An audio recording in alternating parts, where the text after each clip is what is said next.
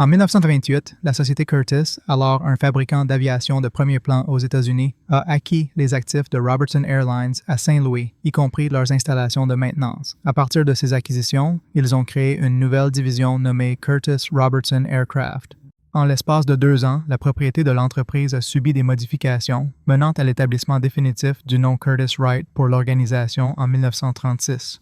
Initialement, la division de Saint-Louis fabriquait l'avion de sport Robin dans diverses configurations.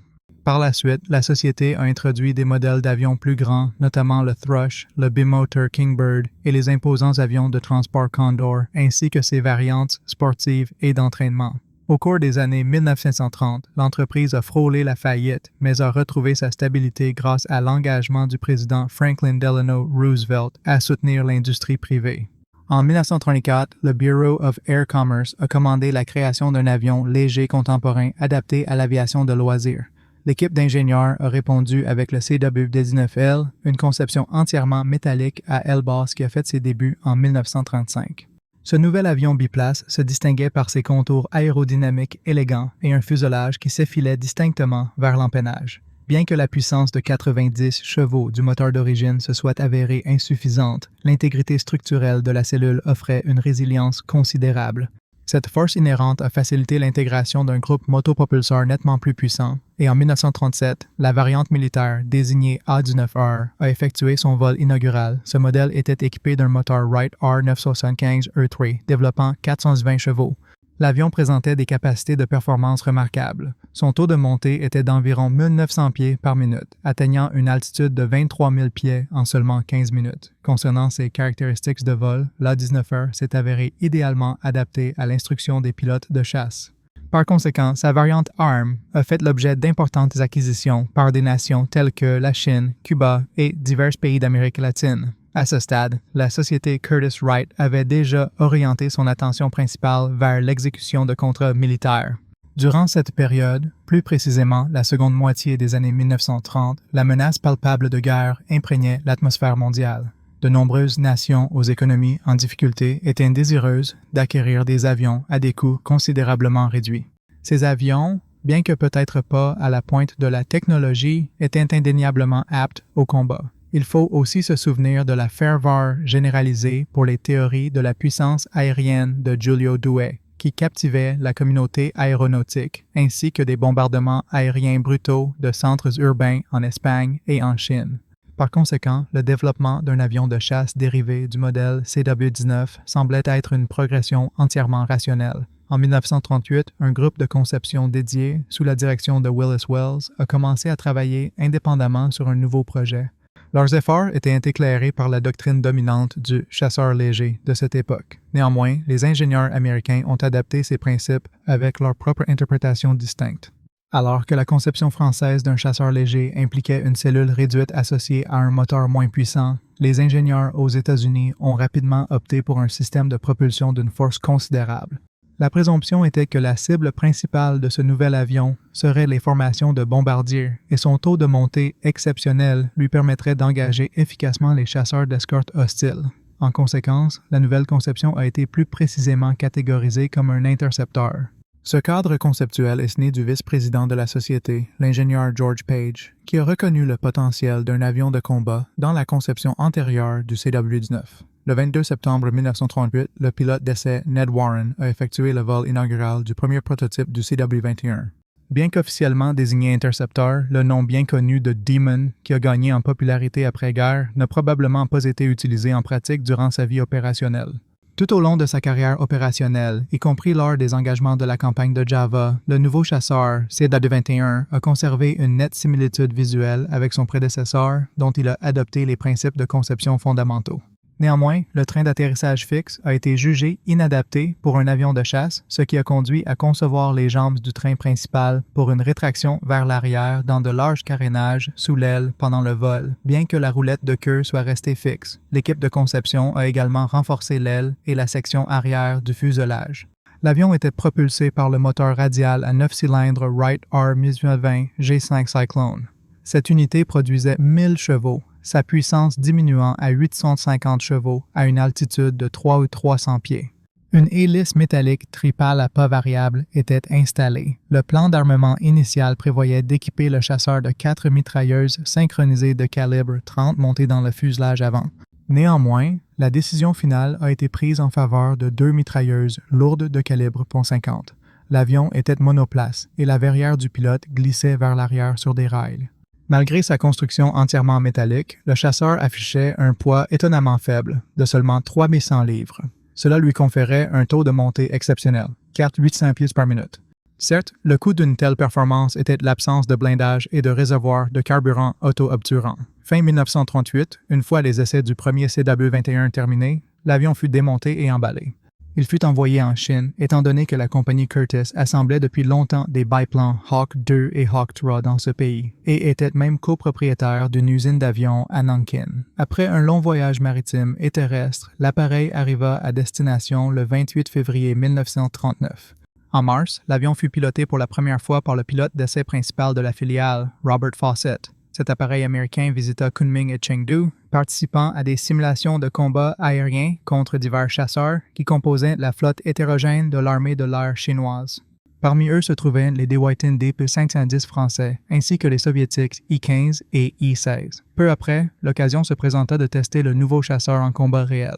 Ce fut une décision sans précédent. Jamais auparavant un prototype unique appartenant au fabricant n'avait été armé pour être envoyé à une guerre réelle. Néanmoins, le conflit armé avec le Japon battait déjà son plein, de sorte que l'avion fut peint aux insignes du Kuomintang et mis en alerte de combat sur l'aérodrome de Chongqing.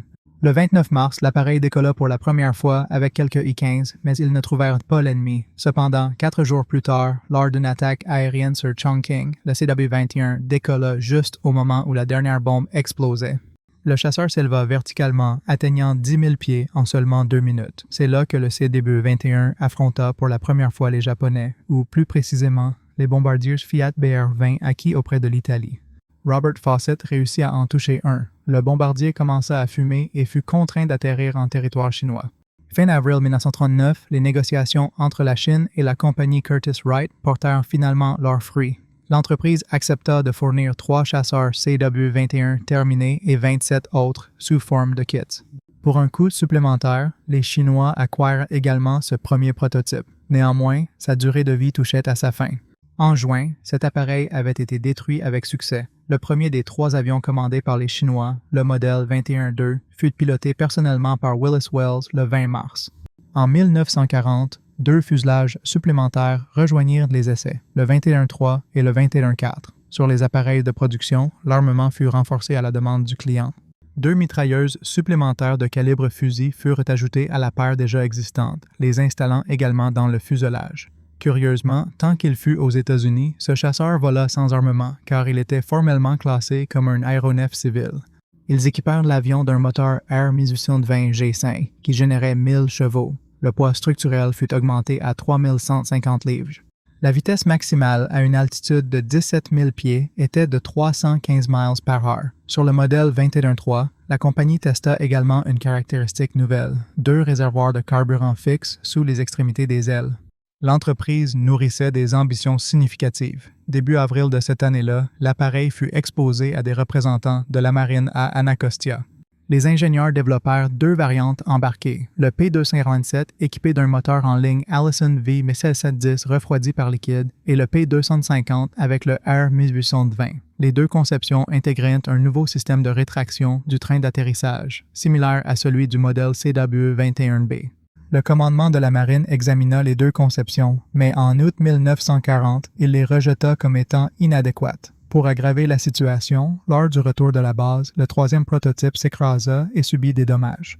La direction de Curtiss-Wright avait l'intention de tester le CB-21 sur la base aérienne expérimentale de Wright Field. Cependant, on ne sait pas avec certitude si ces tests ont eu lieu. Les 3 appareils destinés à la Chine ont été envoyés dans ce pays entre 1940 et 1941. Officiellement, ces appareils furent désignés comme les prototypes maîtres pour la future production en série à l'usine, cependant en raison de la menace japonaise. L'installation dut être évacuée, d'abord de Nankin à Chengdu, puis à Loiwing, près de la frontière birmane. Après leur déchargement au port de Rangoon, le trio de chasseurs CB-21 fut réassemblé et soumis à des vols d'essai. Ils restèrent à cet endroit jusqu'à la fin de 1940 et une partie de l'année suivante. Au cours de l'été 1941, ils furent transférés à Toungoo, à environ 150 miles au nord de Rangoon. C'est précisément là que se trouvait la base du célèbre groupe aérien des Flying Tigers, sous le commandement de Claire Lee Chennault, chef des volontaires américains. Il nourrissait des plans spécifiques pour ces CTW-21. Grâce à son taux de montée exceptionnel, cet appareil aurait pu devenir une arme efficace contre des cibles à haute altitude, principalement des avions de reconnaissance. Après le transfert de l'usine à Loy-Wing, le processus d'assemblage des appareils à partir de pièces finies fut considérablement prolongé. La cause principale était le bombardement constant des installations. En janvier 1942, la production dut être évacuée une fois de plus, mais aucun chasseur n'était prêt à voler. Il est très probable que les fuselages semi-assemblés, dont 2 qui étaient presque en état de vol, furent simplement abandonnés. Un sort similaire attendait les CW-21 restés à Rangoon. Le déclenchement du conflit armé trouva les avions Curtiss Wright en Birmanie, Claire Chennault ordonnant le transfert des appareils à Kunming le 23 décembre 1941. Les pilotes du groupe américain, Kenneth Merritt, Lacey Mendelberg et Erickson Schilling, prirent place dans les cockpits. La première étape du vol se termina tragiquement sur l'aérodrome de Lochia, en Birmanie. Apparemment, les appareils avaient été ravitaillés avec un carburant incorrect car les moteurs des 3 avions tombèrent en panne immédiatement après le décollage. À la suite de l'accident, le pilote Lacey Mendelberg perdit la vie. En avril 1939, le prototype de la variante d'entraînement du chasseur effectua son vol inaugural. Il s'agissait d'un CW-23B+, équipé d'un moteur radial Pratt & Whitney Wasp S3H1 développant 550 chevaux. Bien que cet appareil n'ait jamais été produit en série, il devint un banc d'essai crucial. C'est sur cet avion que les ingénieurs développèrent une nouvelle conception de train d'atterrissage. Désormais, les jambes de force se repliaient vers l'intérieur de l'aile, en direction du centre du fuselage. Cette solution technique fut ensuite mise en œuvre sur la nouvelle modification de combat du chasseur, le CW-21B. À vrai dire, le train d'atterrissage modifié constitua la seule innovation sur ce modèle. Curieusement, les concepteurs avaient initialement prévu de lancer une version CW-21A avec un moteur en ligne Allison V B710. Cependant, ces plans ne se concrétisèrent jamais. Tout en développant des avions de combat, la compagnie Curtiss ne négligea pas non plus les avions d'entraînement. En 1940, l'avion d'entraînement CW-22 Falcon effectua son premier vol. Cet appareil pouvait également remplir des fonctions de bombardier léger ou de reconnaissance. Il fut développé à partir du modèle CW-21, mais son cockpit fut conçu pour 2 occupants. Le second membre d'équipage, un mitrailleur observateur, disposait d'une mitrailleuse flexible de calibre .30 pour la défense de la queue. De plus, ils conservèrent une mitrailleuse frontale sous le capot. L'avion était propulsé par un moteur Wright R-75 Whirlwind, délivrant 420 chevaux. À tous les autres égards, il ne présentait pas de différence avec la première version du CW-21. Curieusement, le prototype de cet appareil démontra une longévité remarquable, restant en vol jusqu'en 1977. Pendant ce temps, en Europe, où le conflit armé s'intensifiait déjà, une acquisition massive et urgente d'avions de combat américains a été lancée. Outre la France et la Grande-Bretagne, des nations neutres cherchaient également à réapprovisionner leurs flottes aériennes avec du matériel de guerre provenant des États-Unis.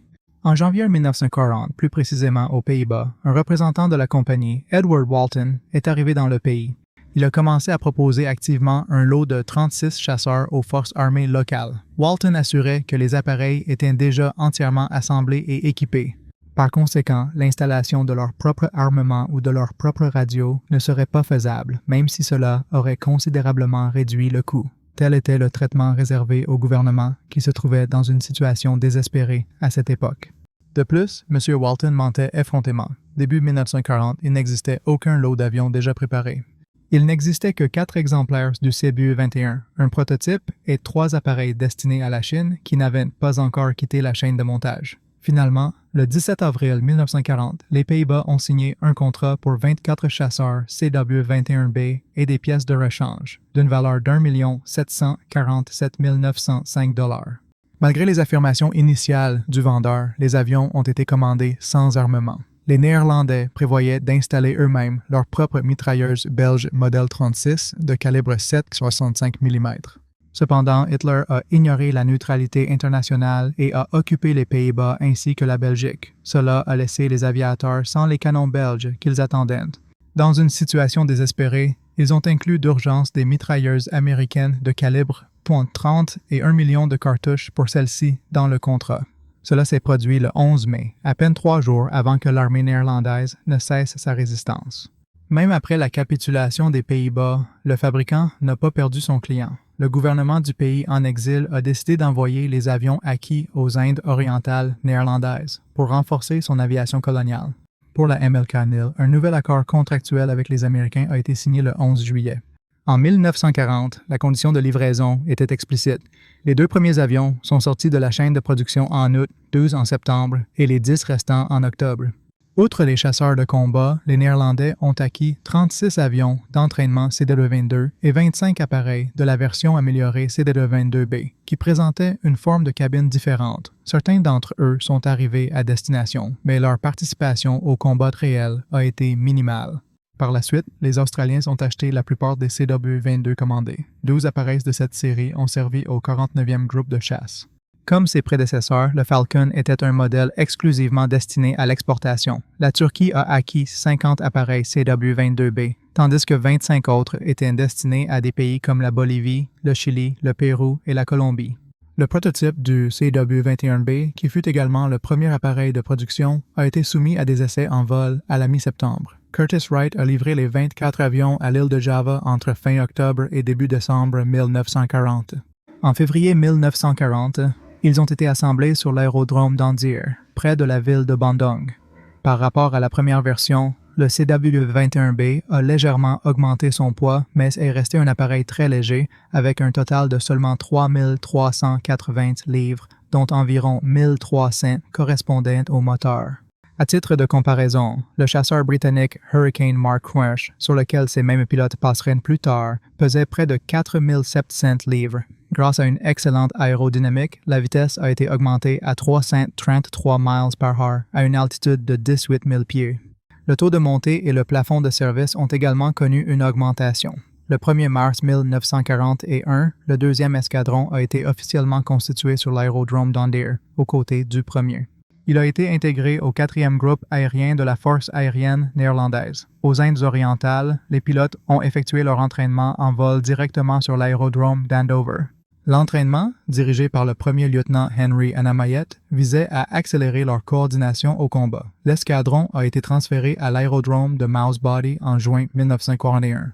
Pendant ce temps, un conflit majeur se préparait, le Japon d'un côté et les États-Unis, la Grande-Bretagne et l'Indochine coloniale de l'autre. Les Néerlandais, privés du soutien de l'Europe occupée, sont devenus la cible principale de l'avancée japonaise vers le sud. La capture de Java fournirait aux agresseurs l'accès au pétrole, au caoutchouc et aux métaux précieux. Le 30 novembre 1941, alors que la crise politique atteignait son paroxysme, la mobilisation fut déclarée dans la colonie. Les forces disponibles furent dispersées sur un vaste territoire pour protéger des sites d'importance stratégique. Juste avant l'assaut japonais, l'armée de l'air coloniale néerlandaise comptait 205 avions pour diverses fonctions et l'aviation navale en disposait de 49 autres. Il existait également une réserve de matériel. Cependant, sur les chasseurs disponibles, tous n'étaient pas en état de décoller. Les pilotes néerlandais, imitant leurs homologues des États-Unis et de Grande-Bretagne, sous-estimèrent l'adversaire. Ils étaient particulièrement sceptiques quant aux capacités des avions japonais. Le personnel au sol était majoritairement composé de la population locale. Une telle pratique, par exemple, n'était pas autorisée dans les unités britanniques de Malaisie et de Singapour. Des photographies de presse de l'époque montraient les rangées de chasseurs du 2e escadron. Devant eux se tenaient de grands pilotes néerlandais, tandis qu'à l'arrière-plan, des mécaniciens de petite taille de la population locale semblaient se perdre dans leurs uniformes désuets. Cette scène rappelait davantage le tournant du siècle, bien que, pour les Néerlandais, Hiroshima n'était qu'à 3 ans. Le 2e escadron était réputé comme une formation puissante. Il comptait 16 chasseurs de première ligne dans son inventaire, bien que le tableau d'organisation officiel en stipulât 12. Avant même le début des opérations de combat, une grave lacune fut révélée dans l'équipement américain. Les avions légers Curtiss Wright se sont également avérés très fragiles. Lors d'atterrissage forcé, la section de queue, le point le plus vulnérable de la conception, avait tendance à se fracturer. Peu avant la guerre, de nombreux chasseurs durent rester au sol en raison de fissures détectées dans le train d'atterrissage. Étant donné que la majeure partie de l'armée de l'air avait été transférée de Java à Singapour et à d'autres bases proches, la principale responsabilité de la défense de l'île incomba à l'escadron VLJ-4. L'unité fut déployée pour couvrir la plus grande étendue territoriale possible. 2 vols, qui totalisaient théoriquement 8 avions, étaient stationnés à l'aérodrome de Sililitan à Batavia, dans la partie occidentale de l'île. 2 autres vols à Perak se préparaient pour la défense de Surabaya. Pendant ce temps, à peine 2 jours après la première attaque sur Surabaya, où le 2e escadron perdit 9 de ses 12 avions, les Japonais lancèrent un nouvel assaut. Seuls 4 chasseurs, sous le commandement de Raiden Hanamit, réussirent à décoller. Ils durent affronter une flotte de 26 avions japonais du groupe aérien de Taïwan. En engageant un combat aérien avec le commandant du groupe japonais, Hanami remporta une victoire. Cependant, 2 avions Curtiss Wright subirent de graves dommages et un autre s'écrasa lors d'un atterrissage d'urgence. Heureusement, le pilote survécut. Avec seulement 2 combats aériens contre les Japonais, l'escadron cessa pratiquement d'exister. Le 10 février, 6 chasseurs survivants, dont 2 qui avaient été réparés, partirent de Perak et volèrent vers Andir. L'unité fut restructurée. Les pilotes échangèrent leurs CW-21 contre des Hurricanes, des avions qui leur furent livrés par la Royal Air Force britannique. Outre le commandant Hanamit et 4 pilotes de l'effectif précédent, 8 aviateurs d'autres unités rejoignirent le groupe. Avec les CW-21 qui conservaient encore leur capacité de combat, un vol indépendant fut constitué sous le commandement du premier lieutenant William Buxman. Le 16 février, tous les avions furent transférés à Kalijati pour la défense de la ville de Bandung. Curieusement, selon certains registres, les intercepteurs CW-21B opéraient depuis la base de Bua Batuweg, qui n'était en réalité qu'un tronçon de route plate près de la ville. Le 24 février, des avions Curtiss Wright et des Hurricanes ont affronté des contingents japonais numériquement supérieurs. À cette occasion, pour la première fois, leur adversaire était le chasseur de l'armée Kai-43, dont la conception conceptuelle était très similaire à celle du Curtiss Wright américain. Sur les 4 avions néerlandais qui ont participé, un seul a réussi à regagner la base aérienne. Le dénouement de la situation dramatique sur l'île de Java a commencé le 1er mars. Les forces japonaises ont effectué un débarquement amphibie sur les côtes occidentales et orientales. Le lendemain, les 4 Curtiss Wright et les 3 chasseurs Buffalo restants ont de nouveau été engagés dans un combat contre les Kai-43 du 59e régiment aérien. Au cours de cet affrontement, Herman Buxman a été abattu une nouvelle fois. Son avion de combat a pris feu. En s'éjectant du cockpit, l'aviateur a choisi de ne pas déployer son parachute avant d'être très près du sol, dans une tentative désespérée d'éteindre les flammes de son uniforme de vol. Les brûlures qu'il a subies étaient si graves qu'il a dû être hospitalisé pendant les 2 années suivantes. Le 3 mars, des aviateurs néerlandais ont escorté des bombardiers Martin 139 qui se dirigeaient pour attaquer l'aérodrome de Kali-Jodi, sous contrôle japonais.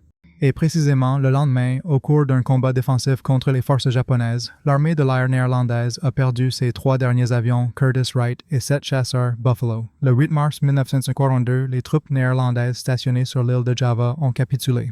Cet événement a marqué la fin de la carrière brève et peu chanceuse du chasseur CW-21. Bien que Curtiss Wright l'ait initialement conçu comme un intercepteur, sur le front de Java, cet appareil a été utilisé uniquement comme chasseur de combat en première ligne. Néanmoins, le personnel militaire s'y référait de manière favorable. Selon leur avis, il surpassait le Hawk 75 et le Buffalo B-339B, qui étaient les appareils alliés prédominants dans la zone. Le pilote Jacobus Anamayat, qui a combattu initialement avec un CW-21B puis avec un Hurricane, a exprimé sa préférence pour l'avion de fabrication américaine. Anamayat a soutenu que le CW-21B surpassait l'A6M2 japonais en capacité d'ascension, bien qu'il fût inférieur en maniabilité. D'autre part, le Hurricane montrait une infériorité face à l'avion japonais dans les 2 aspects. La principale vulnérabilité de ce chasseur résidait dans sa structure délicate. Un seul impact d'un projectile de 20 mm pouvait s'avérer catastrophique. L'absence de blindage et la faible protection des réservoirs de carburant exacerbaient cette faiblesse. Cependant, étant donné que les appareils japonais présentaient des lacunes similaires, le CW-21 pouvait les affronter dans des conditions équitables. Bien qu'il fût difficile de rivaliser avec l'agilité et la puissance de feu de l'A6M2, le chasseur néerlandais était à peine en retrait du modèle P-43 et, à certains égards, le surpassait même. La cause de la défaite du Curtiss Wright dans la bataille pour Java ne résidait pas dans les caractéristiques techniques de l'avion, mais dans le contexte stratégique général. Les forces alliées se trouvaient dans une position compromise, l'adversaire bénéficiant d'une supériorité numérique écrasante. Bien que la bravoure des pilotes néerlandais fût incontestable, il manquait du niveau d'entraînement et de l'expérience au combat que possédaient leurs homologues japonais. À ce stade, il est pertinent de citer les déclarations d'Erickson Schilling, un aviateur des célèbres Tigres volants. J'ai piloté le CBF-21, un appareil dont la conception originale par Curtiss Wright date de 1938. Son poids était de 350 livres.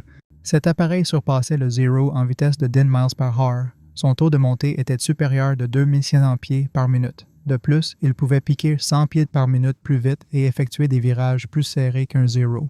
Pourquoi les forces armées ne l'ont-elles pas acquis? C'était simplement une folie. Au moins un CW-21B en état de marche a été capturé comme butin de guerre par les Alliés en 1945, après le retrait des troupes japonaises de Singapour occupées. Les Britanniques ont trouvé ce Curtiss Wright avec des insignes japonais peintes. L'appareil était dans un assez bon état de conservation, dans une tentative de se consolider sur le marché américain. En 1940, l'entreprise a développé une variante actualisée du Biplace Falcon, désigné sous le nom de modèle CW-22N. Son but était l'entraînement des équipages aériens destinés au combat. L'US Navy a finalement commandé 150 unités de ces appareils, leur attribuant la désignation SNC-1. Cette nomenclature correspondait à entraîneur de reconnaissance. Il est pertinent de souligner que tous les avions d'entraînement de l'aviation navale portaient la lettre N, car le T, plus habituel, avait déjà été attribué aux bombardiers torpilleurs. Face à la nécessité impérieuse pour la marine de disposer d'équipages qualifiés, la commande a rapidement été portée à 305 appareils. Après le conflit, un nombre considérable de ces SNC-1 sont devenus la propriété de collectionneurs et d'aviateurs privés. Quant à leur apparence extérieure, les avions CW-21B basés sur l'île de Java arboraient un schéma de peinture distinctif. La section supérieure était recouverte d'un camouflage bicolore. La première nuance, connue sous le nom de « feuille de jeune », était identique à la couleur américaine, verte moyenne 42. La seconde nuance, un vert bleu, était celle de la « vieille feuille », qui correspondait à la couleur verte olive 41. Les surfaces inférieures étaient, avec une forte probabilité, peintes en argent, bien qu'il existe une théorie suggérant que le métal a été laissé entièrement à nu. Les informations concernant la peinture intérieure de ces aéronefs sont extrêmement ambiguës. La seule source fiable disponible est un article de l'historien de l'aviation Dana Bell, publié dans l'édition d'octobre 1997 du magazine Fine Scale Modeler. Selon l'auteur, jusqu'en 1937, les cockpits des avions américains étaient simplement recouverts de peinture argentée. Cependant, à partir de 1938, le corps aérien de l'armée des États-Unis commença à utiliser des couleurs différentes selon le type d'aéronef. Les chasseurs, par exemple, étaient peints d'un ton vert jaunâtre, également connu sous le nom de vert intérieur. Cette teinte résultait d'un mélange d'apprêt au chromate de zinc, avec une petite addition de peinture noire. D'autre part, les bombardiers et les avions de transport recevaient la couleur verte bronze. Il serait raisonnable de supposer que l'intérieur du C221 aurait dû être précisément ce vert jaunâtre. Cependant, Dana Bell avertit immédiatement, les directives du commandement de l'armée de l'air n'étaient souvent pas suivies à cette époque. De plus, la peinture vert jaunâtre n'était même pas exportée durant cette période. La seule photographie connue du cockpit du CW-21B est très floue, ce qui rend difficile de discerner le moindre détail. La couleur pourrait être argentée, gris clair ou un vert neutre.